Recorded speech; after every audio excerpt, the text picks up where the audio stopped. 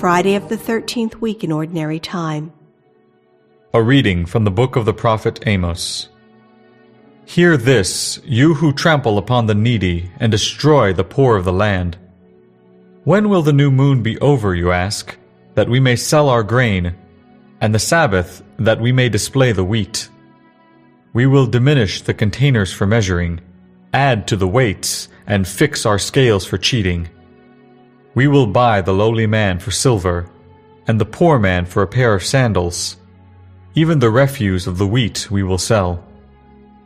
On that day, says the Lord God, I will make the sun set at midday, and cover the earth with darkness in broad daylight. I will turn your feasts into mourning, and all your songs into lamentations. I will cover the loins of all with sackcloth, and make every head bald.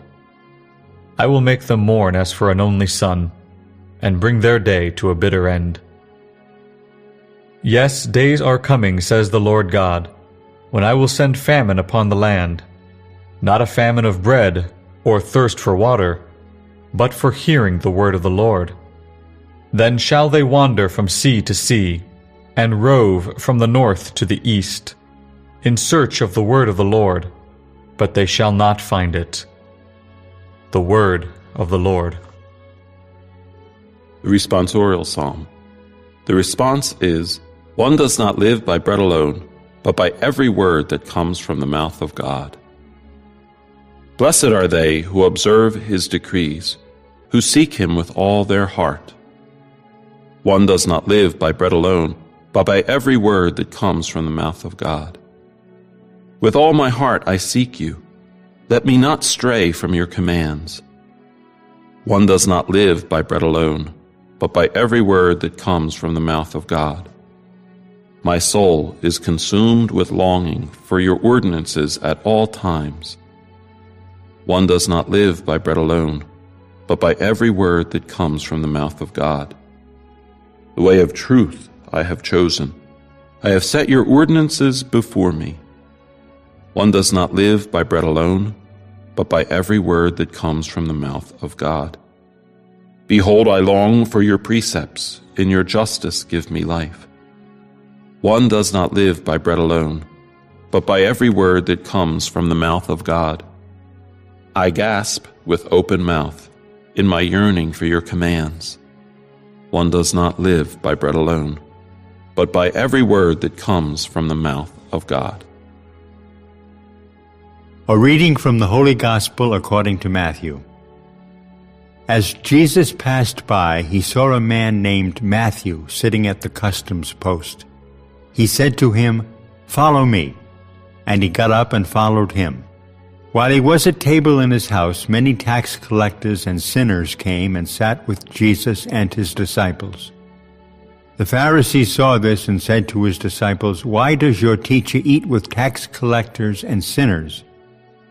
He heard this and said, "Those who are well do not need a physician, but the sick do. Go and learn the meaning of the words, 'I desire mercy, not sacrifice.' I did not come to call the righteous, but sinners." The Gospel of the Lord. The first reading comes from Amos 8, 4-6, and 9-12. Amos speaks about the people who destroy the poor in the land. What do they say? When will the new moon be over so we can sell our grain? They view their festivals, their religious festivals, as impositions. They can't work on those days and they're not making money. So their thoughts are only to increase their money, even to the point of adding to the weights, changing the containers for measurement. It's sometimes phrased, they make the ephah small and a shekel great. An ephah is a type of bushel basket. How do you make it small? By mixing stones and chaff along with the grain in that bushel basket. How do you make the shekel great? A shekel is not exactly a coin, it's a measure of a weight of silver. How do you make it great? You hollow it out and put a plug of lead inside.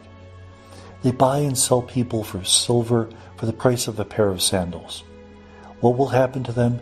They're going to be punished for their sinfulness. The day of the Lord will come upon them. Now, the Israelites tended to view the day of the Lord as the day when God would punish the enemies of Israel. What is Amos saying? You're an enemy of Israel because you're a sinner. You will be the first ones punished. The Gospel is from Matthew 9:9-13. This is the calling of Matthew the tax collector. Remember, the Israelites hated tax collectors because they were collaborating with an occupying power, Rome. They often cheated. There was no recourse because the Roman soldiers would beat you up if you complained. So they were seen as sinners. And the fact that Jesus goes and eats with tax collectors and sinners horrifies the Pharisees because the Pharisees tried to keep away from them. They believed that if you ate with them, you somehow caught the contagion of their sin. We still have a little bit of that when we tell our children not to associate with people who might give them bad example, who will teach them the wrong ways. That somehow you will catch what they have. And even with ourselves, isn't it true that if we associate with the wrong type of people, people who tell dirty jokes, people who swear a lot, we pick up the habits that they have? Well, Jesus says, I desire mercy, not sacrifice. That following me is not a question of legalistically following laws, but rather showing my love. I've come to call sinners, not the righteous. That Jesus has come to heal those who most need his love. And that should be our attitude as well. Not only to reach out to those who deserve our love, but especially to reach out to those who most need our love. Because love is the only way we'll bring them to conversion. And may God bless us.